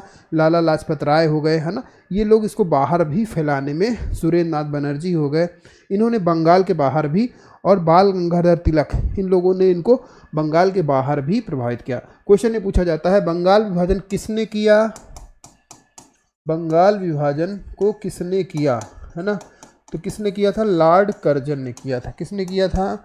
लॉर्ड कर्जन ने किया था। ठीक, ये भी चीज। बंगाल विभाजन कब रद्द किया गया? 1911 में बंगाल विभाजन को रद्द किया गया। ठीक है, ये भी आप लोग याद रखिएगा। ठीक, इससे भी क्वेश्चन पूछा जाता है। नेक्स्ट क्वेश्चन चलते हैं बच्चे आप। अगला क्वेश्चन है लॉर्ड लिनलिथगो ने 1942 के अगस्त प्रस्ताव को सिपाही विद्रोह के बाद सर्वाधिक गंभीर विद्रोह कहा था? पहला ऑप्शन। दूसरा ऑप्शन है कुछ क्षेत्रों में किसान व्यापक जन आंदोलन में उठ खड़े हुए थे। ठीक है, तो इसका आपको राइट आंसर बताना है कि क्या इसका राइट आंसर होगा। तो इसका राइट आंसर क्या होगा? ये होगा आपका ए पार्ट। 1942 में क्या चला था बच्चा? भारत छोड़ो आंदोलन चला था। भारत छोड़ो आंदोलन चला था। ठीक, भारत छोड़ो आंदोलन चला था 1942 में। ठीक है, ये भी चीज़ें आप लोग याद रखिएगा। ठीक, अगला क्वेश्चन देखते हैं। नवाब शुजाउद्दौला की बेगम का प्रसिद्ध मकबरा बहू बेगम का मकबरा निम्नलिखित में से किस स्थान पर अवस्थित है? आजमगढ़, लखनऊ, प्रयागराज या फैजाबाद? तो कहाँ पर ये स्थित है ये आपको बताना है। तो कहाँ पर स्थित है बहू बेगम का मकबरा? ये फैजाबाद में स्थित है। कहाँ पर स्थित है? फैजाबाद में स्थित है। अब लखनऊ में क्या क्या है बेटा? लखनऊ में विश्व अनुसंधान संस्थान है, विश्व अनुसंधान संस्थान है। लखनऊ में औषधि अनुसंधान संस्थान है। लखनऊ में गन्ना अनुसंधान संस्थान है, राष्ट्रीय गन्ना अनुसंधान संस्थान है। लखनऊ में भारत खंडे रिसर्च इंस्टीट्यूट है, भारत खंडे रिसर्च इंस्टीट्यूट है। लखनऊ में जो है अंबेडकर पार्क है, अंबेडकर पार्क लखनऊ में स्थित है, मायावती जी ने बनवाया था। ठीक, जनेश्वर पार्क कहाँ पर है? जनेश्वर पार्क, जनेश्वर पार्क लखनऊ में है। जनेश्वर कौन थे? जनेश्वर कौन थे? ये जो है इनके गुरु थे, क्या नाम है? अखिलेश यादव के गुरु थे, उनकी याद में उन्होंने जनेश्वर पार्क का निर्माण करवाया। ठीक, और यहाँ पर क्या है? यहाँ पर रूमी दरवाज़ा है। क्वेश्चन पूछा जाता है रूमी दरवाज़ा से क्या लिया गया है? हमारा राजकीय चिन्ह उत्तर प्रदेश का रूमी दरवाज़ा से लिया गया। राजकीय चिन्ह के बारे में क्वेश्चन पूछता है कि उसमें क्या क्या बना हुआ है। इधर एक मछली बनी है, एक मछली इधर बनी हुई है, और बीच में तीर धनुष बना हुआ है। ठीक है, तो ये हमारा राजकीय चिन्ह है। यहाँ पर क्या है? यहाँ पे बड़ा इमाम बाड़ा है। क्या है? बड़ा इमाम बाड़ा है। इसी को क्या बोला जाता है बच्चा? इसी को बोला जाता है भूल भुलैया भी बोलते हैं। ठीक, प्रयागराज की बात करें, प्रयागराज की बात करें, प्रयागराज की बात करें तो सबसे ज़्यादा जनसंख्या वाला राज्य, सबसे ज़्यादा जनसंख्या ठीक कहाँ पे है? प्रयागराज में। चाहे मेल की बात करें तब भी प्रयागराज में, फीमेल जनसंख्या की बात करें तब भी प्रयागराज में। सबसे ज़्यादा ग्रामीण जनसंख्या कहाँ पर है बच्चा? सबसे ज़्यादा ग्रामीण जनसंख्या कहाँ पर है? प्रयागराज में। ठीक, मोतीलाल नेहरू की क्या थी? ये मोतीलाल नेहरू की कर्मस्थली थी। मोतीलाल नेहरू की ये कर्मस्थली थी। ठीक, जवाहरलाल नेहरू का जन्म कहाँ हुआ था? जवाहरलाल नेहरू का जन्म कहाँ हुआ था? यहीं पर हुआ था। ठीक, और आगे बात करें यहाँ पर क्या है? ट्रिपल आईटी कॉलेज है, ट्रिपल आईटी कॉलेज है। यहाँ पर मोतीलाल नेहरू इंजीनियरिंग कॉलेज है, MNIT कॉलेज है। ठीक, यहाँ पर आनंद भवन है, आनंद भवन है। आनंद भवन में जवाहर नक्षत्रशाला है। क्या है? जवाहर नक्षत्रशाला है। क्वेश्चन पूछ ले कि इंदिरा नक्षत्रशाला कहाँ है, तो इंदिरा गांधी नक्षत्रशाला लखनऊ में है। इंदिरा गांधी नक्षत्रशाला, ठीक है, ये कहाँ पर है, लखनऊ में, ठीक। और अगर बात किया जाए, यहाँ पर गंगा और यमुना का संगम होता है, यहाँ पर कुंभ का मेला लगता है, अर्ध कुंभ 6 साल में और महाकुंभ 12 साल में लगता है, ठीक।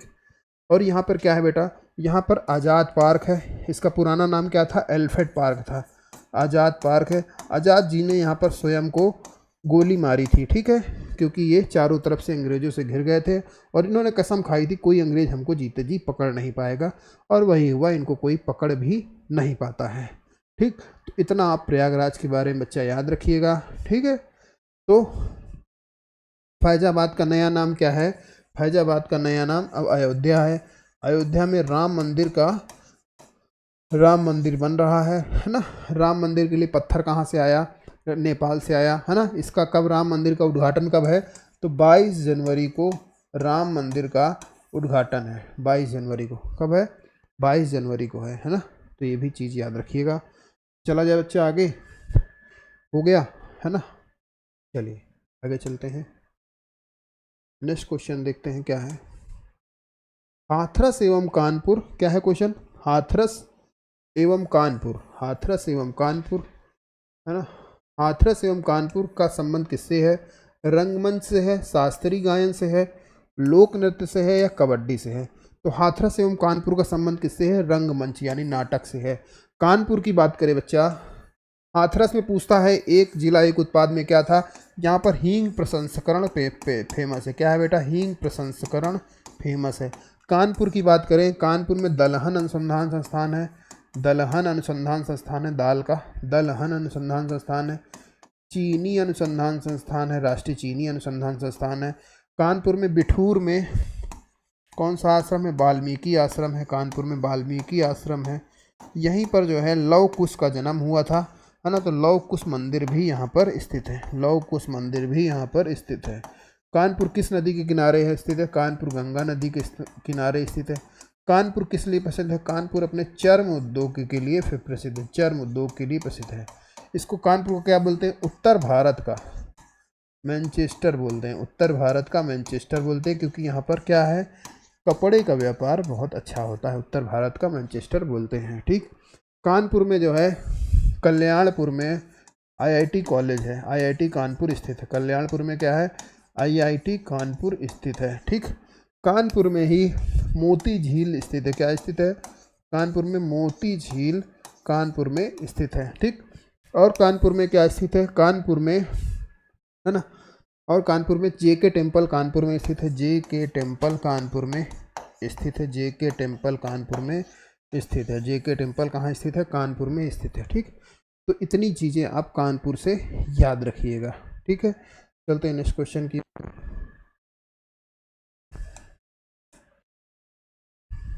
अगला क्वेश्चन है, उत्तर प्रदेश में बायोटेक पार्क कहाँ स्थित है, कौन सा बायोटेक पार्क कहाँ स्थित है, वाराणसी में स्थित है, या प्रयागराज में स्थित है, या लखनऊ में स्थित है, या कानपुर में स्थित है। तो बायोटेक पार्क उत्तर प्रदेश में कहाँ स्थित है, तो ये लखनऊ में स्थित है। वाराणसी की बात करें तो राष्ट्रीय हरकरधा अनुसंधान संस्थान है, ठीक है। वाराणसी को क्या बोला जाता है, घाटों का शहर बोला जाता है। क्या बोला जाता है, यहाँ पर घाट बहुत सारे पाए जाते हैं, जैसे कि 80 घाट, मणिकर्णिका घाट, हरिश्चंद्र घाट, ये सारे घाट पाए जाते हैं। वाराणसी को पूर्व का एथेंस बोला जाता है। क्या बोला जाता है, पूर्व का एथेंस किसको बोलते हैं, वाराणसी को बोलते हैं। वाराणसी में काशी विश्वनाथ मंदिर है। क्या है, काशी विश्वनाथ मंदिर है। इससे एक क्वेश्चन पूछा जाता है, काशी विश्वनाथ मंदिर किसने बनवाया था, तो अहिल्याबाई होलकर ने बनवाया था, अहिल्याबाई होलकर ने बनवाया था, क्योंकि हमलावरों ने कई बार इसको गिराया, तो अहिल्याबाई होलकर ने बनवाया था लास्ट टाइम, ठीक है। वाराणसी में क्या है, वाराणसी में सब्जी अनुसंधान संस्थान है, सब्जी अनुसंधान संस्थान है वाराणसी में। वाराणसी की बात करें तो मलुआ डी, वाराणसी के मलुआ डी है, क्या नाम है, मलुआ डी में DLW का कारखाना है, DLW का कारखाना है। यहाँ पर बच्चा क्या होता है, यहाँ पर इंजन बनते हैं, रेल के इंजन।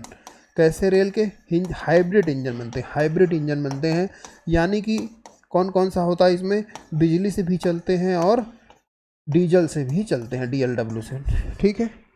और क्या है कानपुर में, यहाँ पे वाराणसी में काशी विश्वनाथ कॉरिडोर भी सरकार बना रही है। काशी विश्वनाथ कॉरिडोर पूछा जाता है किस नदी के किनारे स्थित है, तो गंगा नदी के किनारे स्थित है, गंगा नदी के किनारे स्थित है। ठीक है, तो ये भी चीज़ें आप लोग वाराणसी के बारे में याद रखिएगा। ठीक है, वाराणसी को एससीओ की सांस्कृतिक राजधानी बनाया गया था। एससीओ की सांस्कृतिक राजधानी है ना, सांस्कृतिक राजधानी बनाया गया। वाराणसी में गंगा आरती के लिए अपनी जाना जाता है, गंगा आरती के लिए फेमस है। ठीक, ओके। प्रयागराज हो गया। प्रयागराज में सबसे ज़्यादा जनसंख्या है ना, सबसे ज़्यादा ग्रामीण जनसंख्या है, सबसे ज़्यादा ग्रामीण जनसंख्या है ना, ग्रामीण जनसंख्या है। सबसे ज़्यादा जनसंख्या में पुरुष भी सर्वाधिक यहाँ पर हैं, महिलाएं भी सर्वाधिक प्रयागराज में हैं। ठीक है, प्रयागराज में ट्रिपल आईटी कॉलेज है, ट्रिपल आईटी कॉलेज है। ठीक, प्रयागराज में एमएनआईटी कॉलेज है, एमएनआईटी कॉलेज है। प्रयागराज में स्वरूप रानी मेडिकल कॉलेज है, स्वरूप रानी मेडिकल कॉलेज है ना। प्रयागराज में और क्या है, प्रयागराज में आज़ाद पार्क है, आज़ाद पार्क स्थित है प्रयागराज में। ठीक, प्रयागराज में मिंटो पार्क है, मिंटो पार्क है, मिंटो पार्क है। अमिताभ बच्चन का जन्म कहाँ हुआ था, प्रयागराज में हुआ था। क्वेश्चन पूछा गया है, अमिताभ बच्चन का जन्म कहाँ हुआ था, प्रयागराज में हुआ था। प्रयागराज में हिंदुस्तान एकेडमी है, हिंदुस्तान एकेडमी कहाँ है, प्रयागराज में है। ठीक, अंतरस्थली मस्तकली अनुसंधान कहाँ है, अंतरस्थली मत्स्यिकी अनुसंधान संस्थान यहीं पर है, मत्स्यिकी अनुसंधान संस्थान यहीं पर स्थित है प्रयागराज में। ठीक, प्रयागराज में जो है और क्या स्थित है, प्रयागराज की बात करें तो यहाँ पर आनंद भवन है, आनंद भवन स्थित है। आनंद भवन में क्या है, आनंद भवन में जवाहर नक्षत्रशाला स्थित है, जवाहर नक्षत्रशाला स्थित है। ठीक, प्रयागराज में संगम होता है, संगम होता है। संगम में जो है कुंभ का मेला लगता है 12 साल में, यहाँ गंगा और यमुना नदियों का संगम होता है। प्रयागराज के संगम में ही एक मंदिर बहुत फेमस है, अकबर का किला भी यहीं पे स्थित है, अकबर का किला भी यहीं पर स्थित है। और लेटे हनुमान जी का मंदिर, बड़े हनुमान जी या लेटे हनुमान जी का मंदिर भी बहुत फेमस है, लेटे हनुमान जी का मंदिर बहुत ज़्यादा फेमस है ना। तो ये भी चीज़ें आप लोग याद रखिएगा। ठीक, ओके, हो गया। चला जाए आगे, नेक्स्ट क्वेश्चन देखते हैं हम लोग।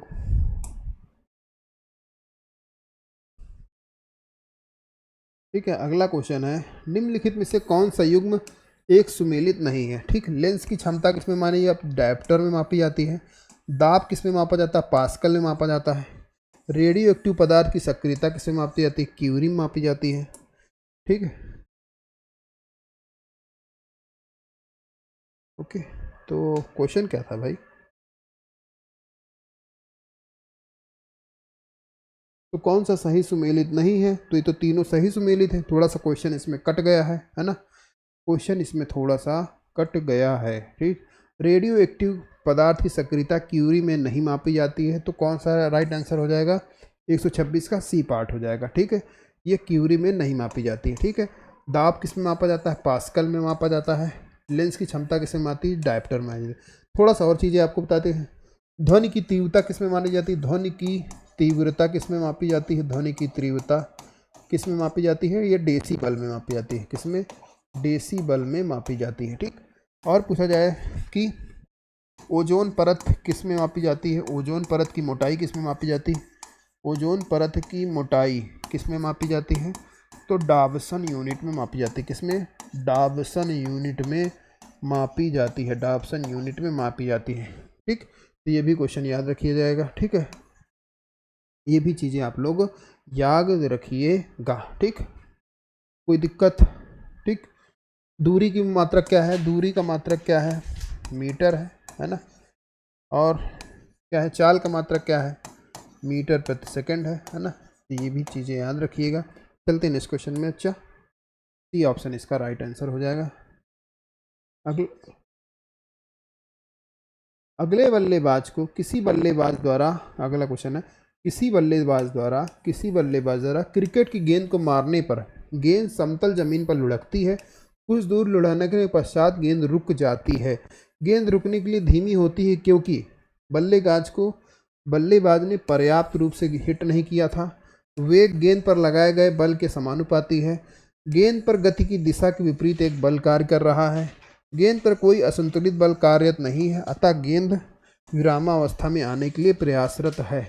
तो आपको इसका राइट आंसर बताना है, राइट आंसर बताना है कि इसका राइट आंसर क्या होगा। इसका राइट आंसर क्या होगा? तो इसका राइट आंसर क्या होगा? इसका राइट आंसर सी पार्ट होगा। क्या होगा? इसका राइट आंसर सी पार्ट होगा, क्योंकि गेंद की विपरीत दिशा में एक बल कार्य कर रहा है जो उसको रोक रहा है। ठीक है, तो ये हो गया क्वेश्चन आपका। अगला क्वेश्चन चलते हैं। अगला क्वेश्चन है उत्तर प्रदेश में, ये तो हो चुका है क्वेश्चन ना, ये तो क्वेश्चन हो गया है। ठीक, ऊष्मा जूल में मापी जाती है, तो इसका राइट आंसर क्या हो जाएगा? D part. क्यूरी में रेडियो एक्टिव पदार्थ की सक्रियता नहीं मापी जाती है। ठीक है, आप लोग कमेंट्स बॉक्स में बताइए रेडियो एक्टिव की पदार्थ की सक्रियता किस में मापी जाती है। कमेंट्स बॉक्स में आप लोग बताइए, कमेंट्स बॉक्स में आप लोग बताइए कि रेडियो एक्टिव पदार्थ की सक्रियता किस में मापी जाती है। ठीक है, चलते हैं नेक्स्ट क्वेश्चन। ये भी हो गया है, ये क्वेश्चन देखते हैं।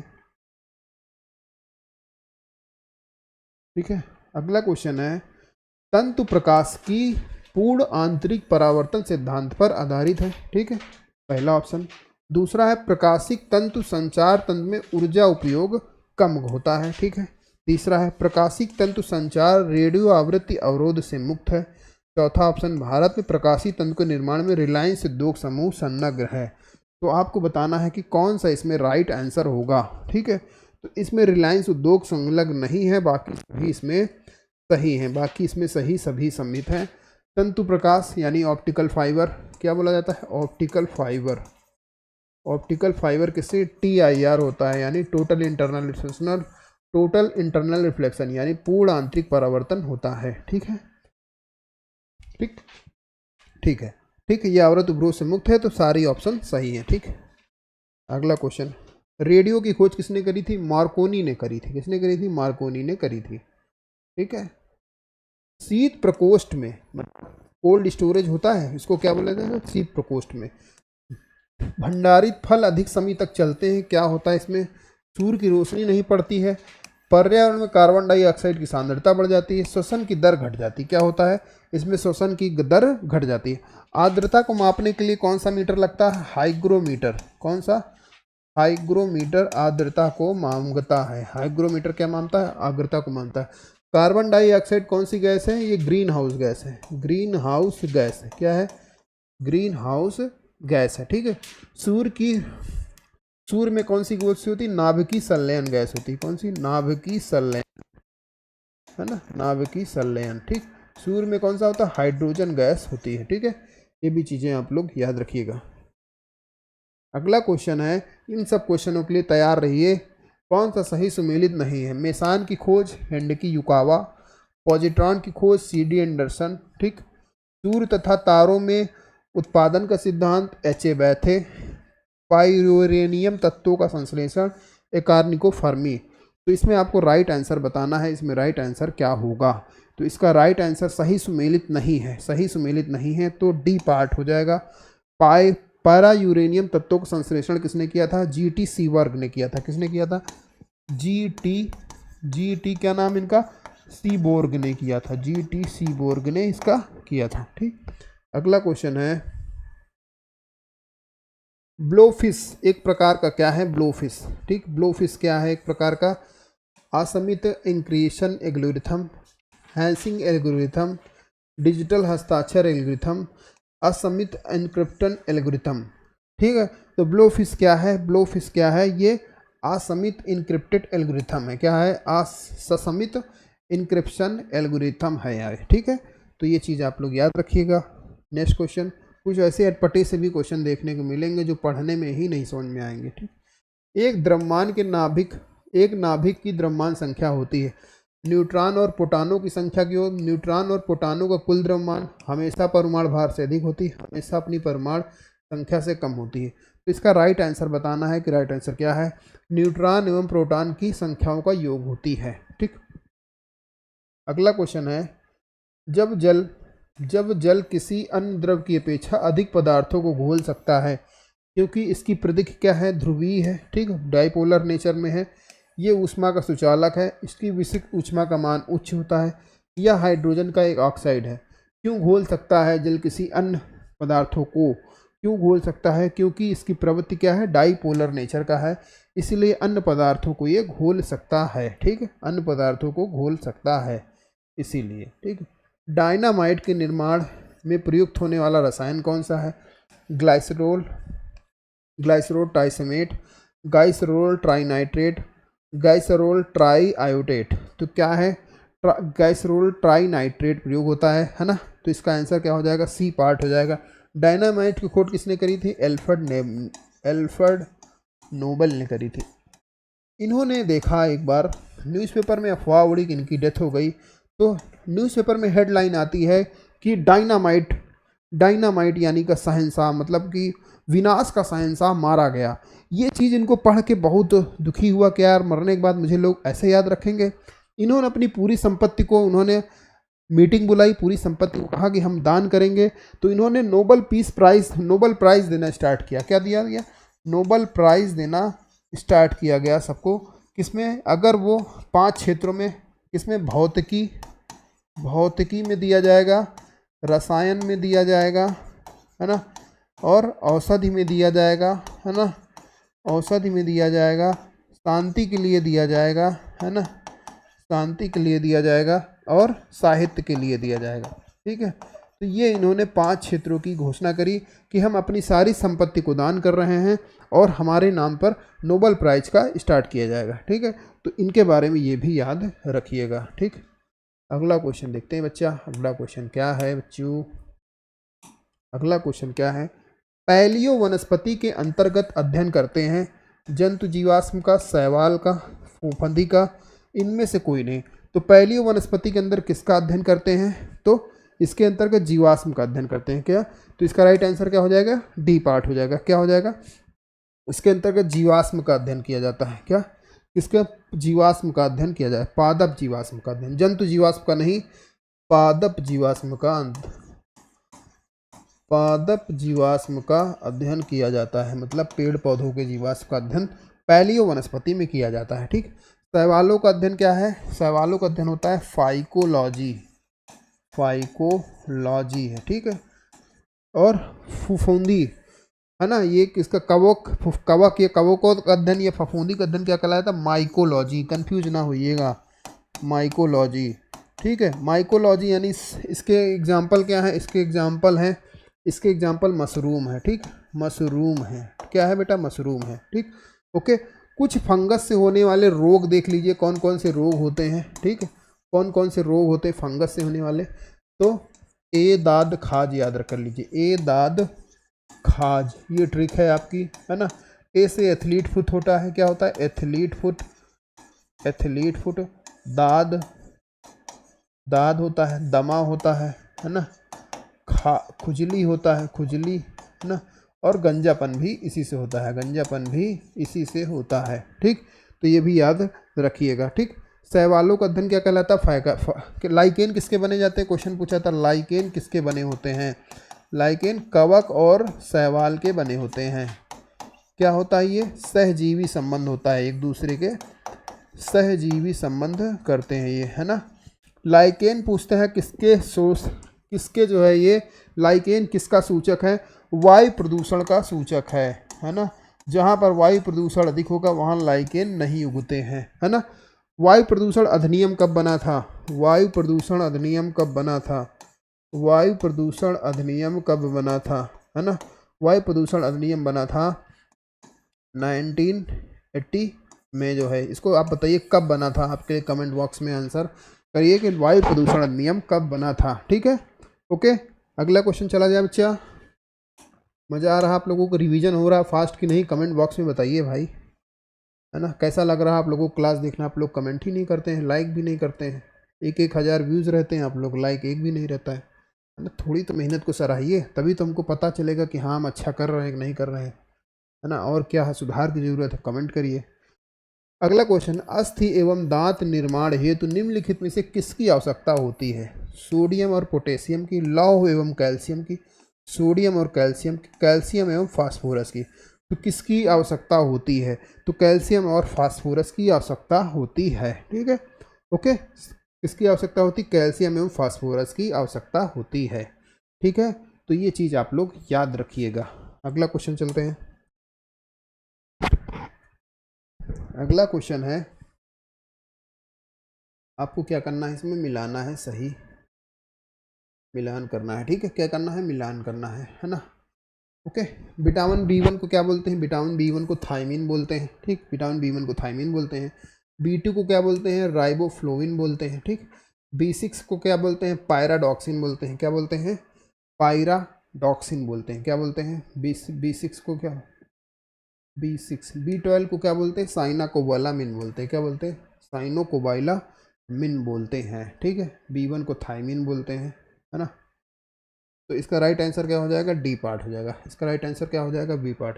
विटामिन सी को क्या बोलते हैं, विटामिन सी को क्या बोलते हैं, क्या बोलते हैं, विटामिन सी को एस्कॉर्बिक एसिड। क्या बोलते हैं, एस्कॉर्बिक एसिड बोलते हैं।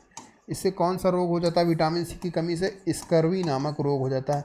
स्कर्वी में क्या होता है, मसूड़ों से खून आने लगता है। ठीक है, विटामिन डी की बात करें, विटामिन डी की बात करें, इसका वैज्ञानिक नाम क्या है, कैल्सीफिरोल है। क्या है, कैल्सीफिरोल इसका वैज्ञानिक नाम है। इसकी कमी से कौन सा रोग होता है, रिकेटस नामक रोग हो जाता है। क्या होता है, रिकेटस नामक रोग होता है। इससे क्या होता है, हड्डियां टेढ़ी हो जाती हैं। ठीक, विटामिन ई को क्या बोलते हैं, विटामिन ई को बोलते हैं टोकोफिरोल। इसका क्या नाम है, टोकोफिरोल। क्या है, टोकोफिरोल इसका नाम है। इसकी कमी से क्या होती है कि जनन या शक्ति कमज़ोर होती महिलाओं की, है ना, मांझपन आता है, पुरुषों में नपुंसकता आती है। क्या आती है, नपुंसकता आती है। ठीक, तो ये भी चीज़ें आप लोग याद रखिएगा। ठीक है, ओके। तो कोई दिक्कत है दोस्तों, आगे बढ़ा जाए, चलो आगे बढ़ते हैं। पौधों द्वारा ली गई विकिरण ऊर्जा निम्न परिणाम देती है। जल का प्रकाश अपघटन, क्लोरोफिल का ऑक्सीकरण, ठीक, ऑक्सीजन का अपचयन, कार्बन डाइऑक्साइड का ऑक्सीकरण। तो पौधों द्वारा ली गई विकिरण ऊर्जा किसका परिणाम होती है, तो इसका राइट आंसर बताना है आपको। तो जल का प्रकाश अपघटन करती है। क्या करती है, जल का प्रकाश अपघटन करती है। ठीक है, ओके। तो ये भी चीज़ें याद रखिएगा। ठीक, ओके।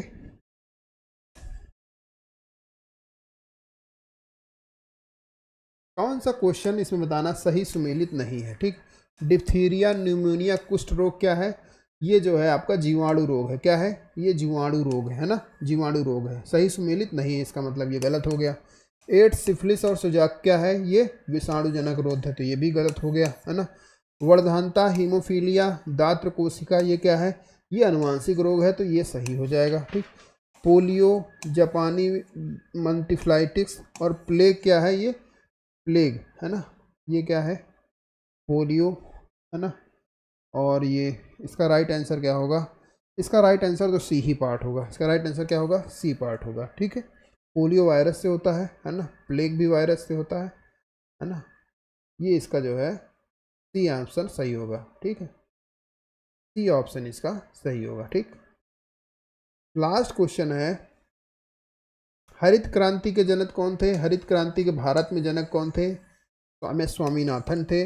विश्व में कौन थे, विश्व में नॉर्मन बोरलॉग थे। कौन थे, नॉर्मन बोरलॉग थे, नॉर्मन बोरलॉग, है ना, ये थे। ठीक, बीरबल साहनी ने क्या किया था, बीरबल साहनी, बीरबल साहनी का किस में योगदान है ना, बीरबल साहनी का किस में योगदान है, बीरबल साहनी का जीवाश्म के वनस्पति विज्ञान में बहुत बड़ा योगदान है। किसमें, जीवाश्म के वनस्पति विज्ञान में बहुत बड़ा योगदान है।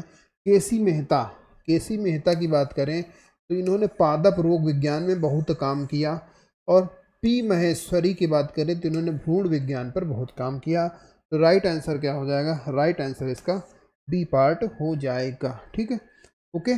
तो अभी एम एस स्वामीनाथन की डेथ भी हुई 98 साल की अवस्था में, तो इनके ऊपर क्वेश्चन जरूर से ज़रूर बन सकता है। ठीक, आई होप दोस्तों आपको ये सेशन पसंद आया होगा। अगर आपको ये सेशन पसंद आ रहा है तो अपने दोस्तों के साथ शेयर करें और अपने दोस्तों को बताएं कि हाँ, हमारे यहाँ RO और पीसीएस के लिए टेस्ट सीरीज़ हम लोग करवा रहे हैं। ठीक, और आई होप आप लोगों को मज़ा आया होगा। Thank you so much for watching.